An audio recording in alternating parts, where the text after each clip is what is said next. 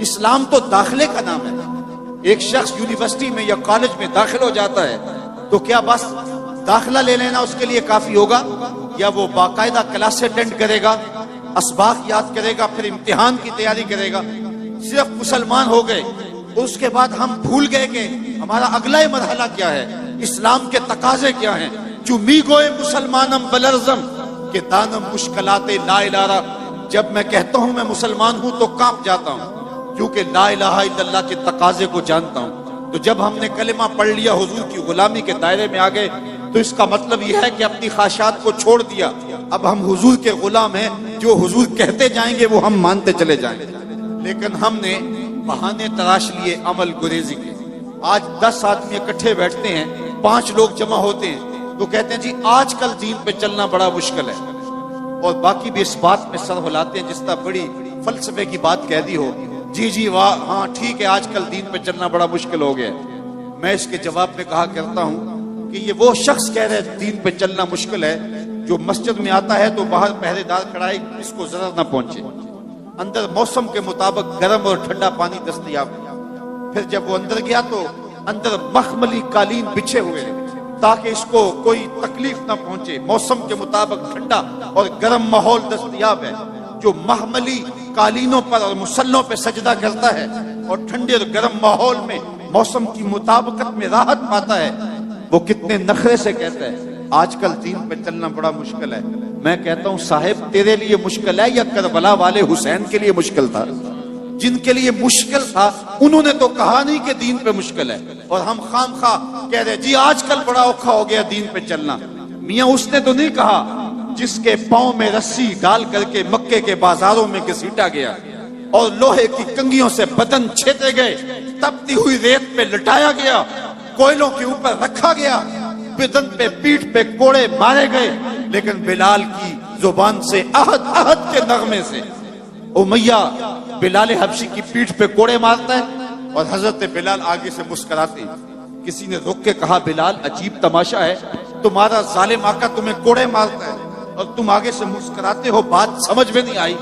تو بلال حبشی نے جو جواب دیا ذرا میں آپ کی اس پہ توجہ چاہوں گا. بلال حبشی نے کہا کہ تم بازار میں جاؤ نا مٹی کا پیالہ خریدنے کے لیے تو اس کو بھی ٹھونک ٹھونک کے دیکھتے ہو، اس کی آواز تو ٹھیک ہے کہیں کچا تو نہیں ہے. کہا تم مٹی کا برتن خریدنے جاؤ، مٹی کا پیالہ بھی خریدنے جاؤ تو اس کو بھی ٹھونک بجا کے دیکھتے ہو، یہ کچا تو نہیں ہے، اس کی آواز تو ٹھیک ہے. کہا تم مٹی کا پیالہ خریدو تو اس کو بھی ٹھونک بجا کے دیکھتے ہو، اس کی آواز تو ٹھیک ہے. میرا مالک بلال کو خرید رہا ہے، دیکھ رہا ہے بلال کی آواز تو ٹھیک ہے کہیں کچا تو نہیں ہے.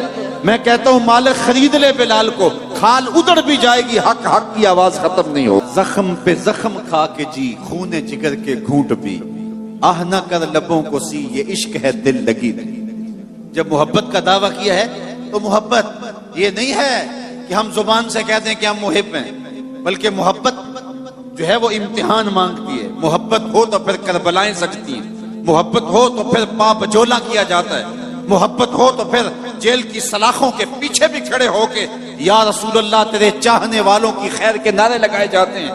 تو محبت امتحان مانگتی ہے، محبت تقاضا کرتی ہے کہ اب امتحان دو. ہمارے استاد پڑھا کرتے تھے عاشق عاشق ہر کوئی آنکھے پر عاشق بندا مر کے، زہر پیالہ کوئی نہیں پیندا پر عاشق پیندا پر کے. تو جب محبت کا دعویٰ کیا ہے تو اس کے تقاضے نبھانے پڑیں گے. ہمارا دین ہم سے تقاضا کرتا ہے کہ ہم اچھے اعمال کا ذخیرہ جمع کریں.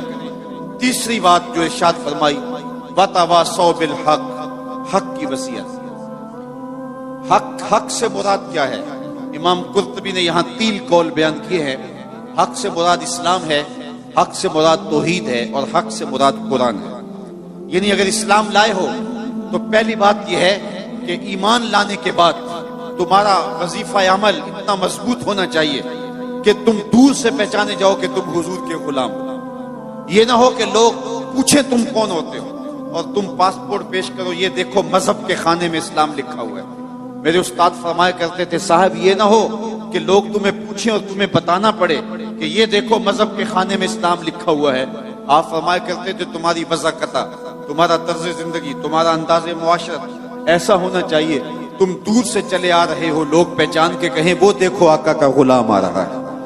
اور یہ تمہاری پہچان قبر میں بھی ہونی چاہیے، اور یہ تمہاری پہچان حشر میں بھی ہونی چاہیے. جب تم لحد میں جاؤ تو منکر نکیر بھی پہچانے کہ یہ حضور کا غلام آ گیا، اور جب لحد سے نکلو حشر میں بھی پہچانے جاؤ یہ مصطفیٰ جان رحمت کا غلام آ گیا. اپنی وضاحت اور اپنا طرز زندگی ایسا بتاؤ کہ دور سے پتہ چلے کہ حضور کے غلام ہیں. نور آنکھوں میں تو چہروں پہ اجالے ہوں گے، مصطفیٰ والوں کے انداز نرالے ہوں گے.